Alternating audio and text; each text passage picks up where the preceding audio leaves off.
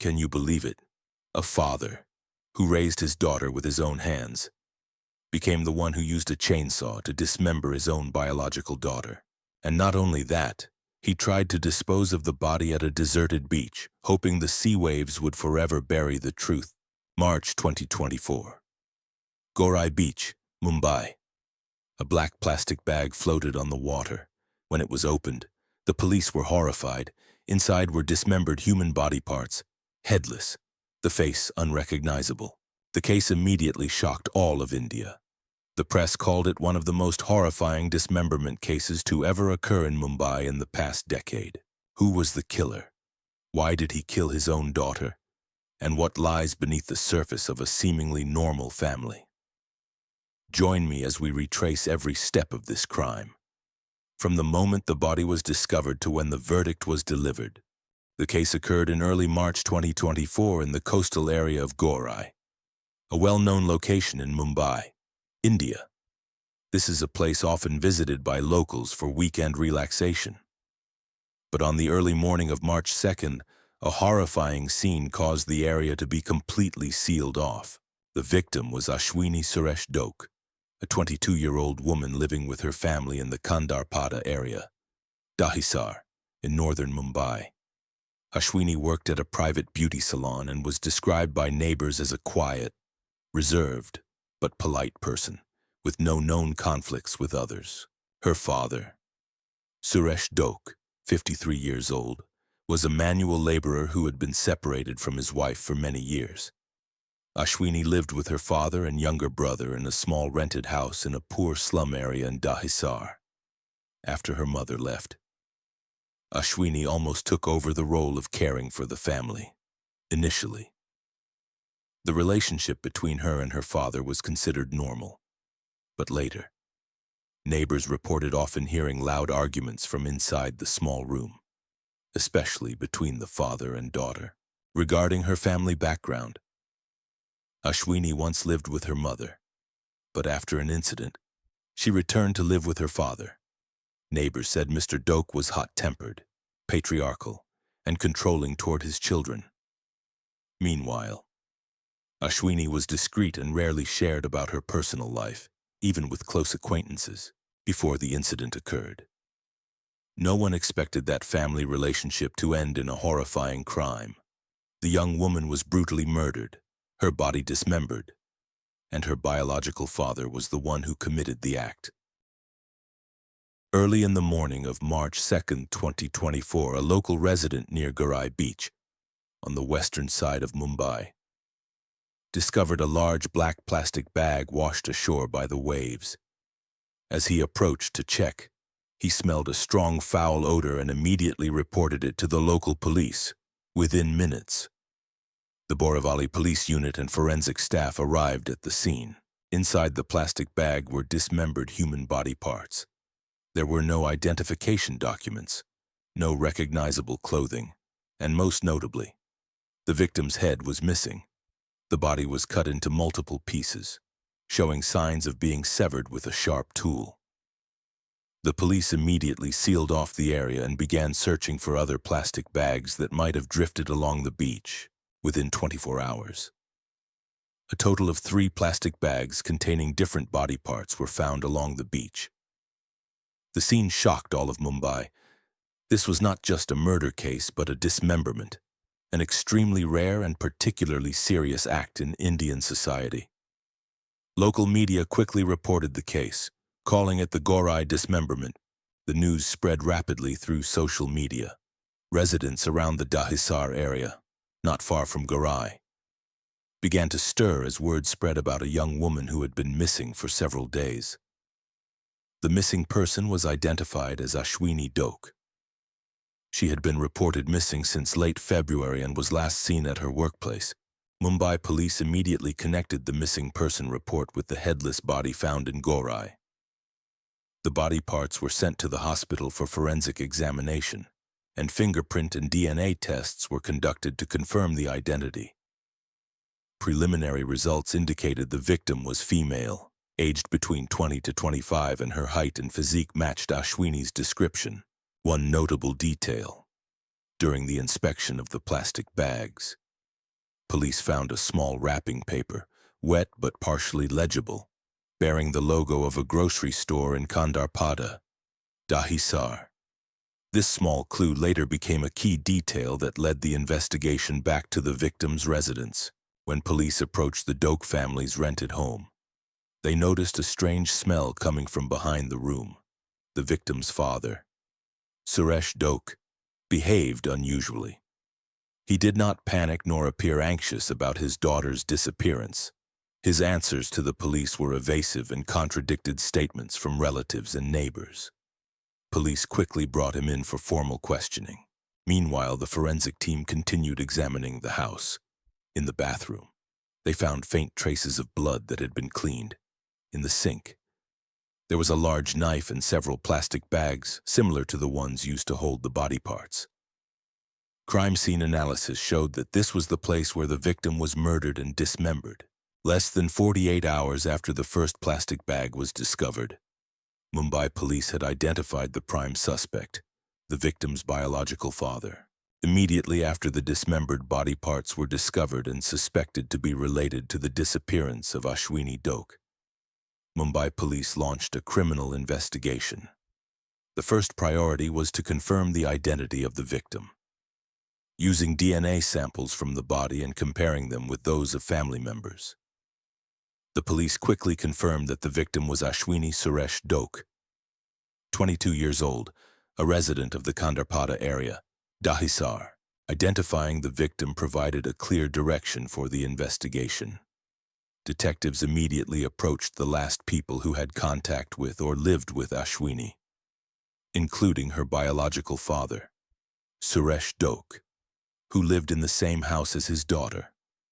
However, from the very beginning, the father's attitude and testimony raised suspicions. When asked about his daughter's absence, Suresh answered indifferently that Ashwini had gone somewhere for a few days, probably with her boyfriend.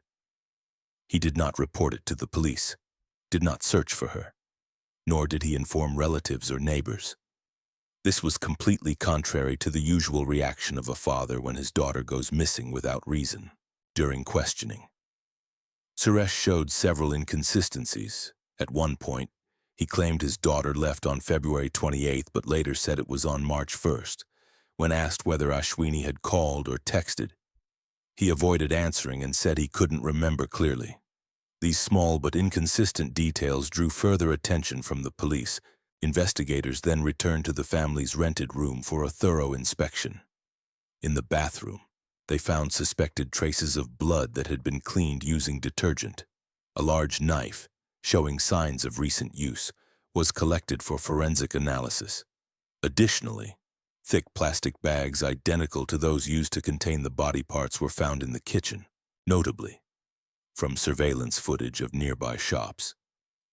Police observed that on the evening of March 1st, Suresh appeared alone, pulling a small cart covered with a cloth. The video did not reveal what was inside, but his direction matched the route to the bus stop leading to the Gorai area. Police continued to collect witness statements from neighbors. Several reported not having seen Ashwini for several days and said they had heard loud arguments between her and her father. One witness said that on the night of February 29th they heard a scream, but it quickly fell silent. At the time, they assumed it was a typical family quarrel and did not intervene. Combining all the factors, including contradictory statements, unusually indifferent behavior, traces of blood at the house, and surveillance footage, the police determined there was sufficient evidence to temporarily detain Suresh Doak for investigation on charges of murder and body disposal. However, when summoned, Doak initially denied all accusations. He insisted that his daughter had run away and that he had nothing to do with it.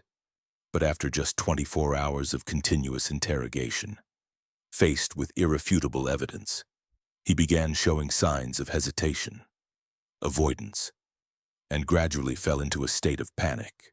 The investigation entered a new phase, and what was uncovered next shocked even the most seasoned investigators. From the moment the victim was identified as Ashwini Doak, and signs of a cover-up were discovered in the house, the police focused their suspicions on the father. Suresh Doke. He was the last person living with the victim and also the one who behaved unusually throughout Ashwini's disappearance. Initially, investigators also considered several other theories. Ashwini might have been killed by an outsider, possibly due to a romantic conflict or a robbery. However, as they reviewed the evidence from the scene, these possibilities were gradually ruled out. There were no signs of forced entry. No property was stolen. No witness testimony indicated she was being followed or had conflicts with strangers. Additionally, there were no signs of a struggle in the house, suggesting the victim was killed in a passive situation, possibly while off guard, and by someone she knew. Mr. Doke's demeanor became the key point that made police concentrate their suspicion on him. During interrogation, he never asked about his daughter's condition, showed no concern, and even insisted that she had a boyfriend and probably ran off with him. When asked why he did not report her missing, he simply replied, "She is an adult. I cannot control her." Statements from relatives also placed him under further suspicion. One family member revealed that Ashwini had repeatedly said her father was controlling, did not allow her to go out freely, and often scolded her harshly. Some neighbors confirmed hearing screaming and banging noises from the rented room in the final days of February, matching the timeline in which the victim was believed to have been murdered, when surveillance footage captured Mr. Doke pulling a cart out of the house. Suspicion nearly turned into a solid conclusion. He was the one who killed and dismembered his daughter, then brought the body to the beach to dispose of it. Only one thing was missing: a confession. The first turning point in the investigation came when police received the forensic analysis results from the victim's body parts and the samples collected at the scene. DNA analysis showed that the blood traces on the bathroom floor, on the large knife, and even in the drain pipe matched Ashwini's DNA. In addition, a second DNA profile found on the knife handle and plastic bags matched that of Suresh Doke, the father currently in custody. There was no denying it anymore. Physical evidence had established that the perpetrator was none other than Mr. Doke. At the same time, security camera footage from around Dahisar and the nearby bus station also provided key leads. In video extracted from March 1st around 4 a.m., Suresh Doke was seen pulling a cart with a large black bag resembling the plastic bag later discovered in Gorai. In the footage, he was alone, alert, and frequently looking back. A separate investigative team was dispatched to the ferry terminal heading to Gorai Beach, the only transport route from Dahisar. Staff at the terminal confirmed seeing a middle-aged man with a cart boarding the ferry early that same morning. Matching Suresh Doke's appearance, this further supported the theory that he had taken his daughter's body to the beach to dispose of it. Meanwhile, a backup of the victim's phone data was recovered. In her call and message logs, Ashwini had no suspicious contact outside her family. However, her final message, sent on the evening of February 29th, was a single line to her best friend. "I am really tired of him. I can't take it anymore." The recipient confirmed that him referred to Ashwini's father. After compiling all the evidence, the police resumed questioning Suresh Doke. Initially, he continued to deny everything, saying, "I don't know anything. She ran away." But when shown the surveillance footage, DNA results, and her last message, he fell silent, bowed his head, started sweating, and refused to speak further. Investigators applied continued psychological pressure. One officer recalled that during the final interrogation before confessing, Doke was trembling, repeatedly muttering she never listened, before eventually collapsing onto the table. Finally, on the afternoon of March 5th, just 3 days after the body was discovered, Suresh Doke officially confessed to the murder and dismemberment of his biological daughter. His initial reason was that his daughter was disobedient, frequently defiant, went out often, and made him lose face. When asked why he chose to dismember her so brutally, he gave no response, only remained silent with his head lowered. That confession closed the investigation phase and opened the next chapter. the trial of a father who became the monster within his own family. In the interrogation room of the Borivali police station, after hours of silence and facing irrefutable evidence, Suresh Doke finally bowed his head and confessed to his brutal actions. He stated that on February 27, 2024, he and his daughter had a heated argument at home. The reason stemmed from his dissatisfaction with Ashwini's lifestyle and social relationships. He claimed she was disobedient, brought shame to the family, and frequently talked back to him. In a fit of rage, he struck Ashwini with a hard object, rendering her unconscious, and then strangled her to death right in the bathroom. He did not stop there. Suresh admitted to hiding the body in the house for nearly 48 hours before deciding to dismember and dispose of it in an attempt to erase all traces of the crime. He stated that he used a knife and kitchen scissors to cut the body into several parts, placed them in thick plastic bags, and in the early morning of March 1st took them on a cart to the Gorai ferry terminal. There, he scattered the bags containing the remains across various locations along the coastline, hoping that the sea waves and time would make everything disappear. This confession stunned the entire investigation team due to its cold-blooded nature, calculation, and cruelty. This was not merely a murder in the heat of the moment, but a deliberate act to cover up a crime, with a level of brutality beyond imagination, with a clear confession that matched all physical evidence at the scene. Suresh Doke was officially charged with murder and destruction of evidence under Sections 302 and 201 of the Indian Penal Code. After confessing to the murder and dismemberment of his biological daughter, Suresh Doke, 53 years old, was officially arrested and charged under Section 302 murder and Section 201 destruction of evidence of the Indian Penal Code. The arrest was carried out on the night of March 5, 2024 at the Borivali police station. The case quickly attracted significant attention from Indian media and the public. Major newspapers such as the Times of India, Hindustan Times, and various national news channels reported extensively on the incident, emphasizing the brutality of the act and the moral collapse in the father-daughter relationship. It was considered one of the rare and most serious dismemberment cases to occur in Mumbai in recent years.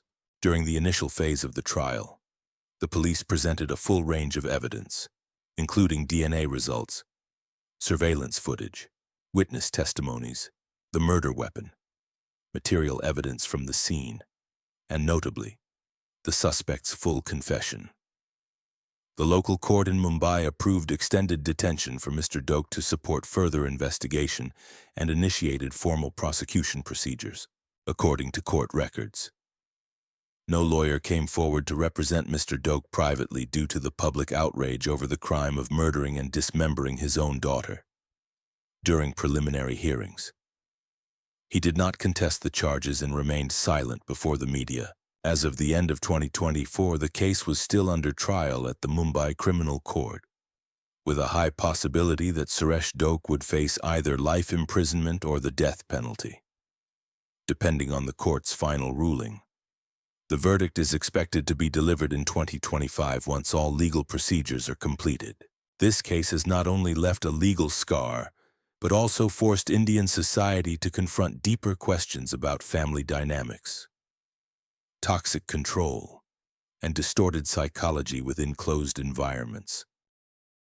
The heartbreaking case in Gorai concluded with a chilling confession, but the haunting impact it left behind will linger in the minds of many. A young woman, just 22 years old, lost her life at the hands of her own biological father, not over property disputes, not because of financial conflict, but due to differences in lifestyle and years of accumulated resentment. It was not just the death of one person, it was the complete collapse of a family. And the bigger question remains: what could drive a father to commit such a cruel act? Was it hatred, authoritarian control, or a lifetime of frustration and repression that ultimately turned him into a cold-blooded killer? Ashwini died in unimaginable pain, not just physical suffering, but from the ultimate betrayal a human being can endure. A betrayal by her own flesh and blood, and in those plastic bags drifting along Gorai Beach, there lay not only the remains of a victim, but a horrifying reflection of the distortion of familial bonds. When love disappears and moral boundaries vanish, this case serves as a profound warning. Family is not always a place of safety, and when hostility is allowed to grow in silence, it can evolve into an irreversible tragedy. So what do you think? Has justice been served? And what is the most terrifying part of this case? The death itself? The cruelty? Or the prolonged silence that came before it? Share your thoughts.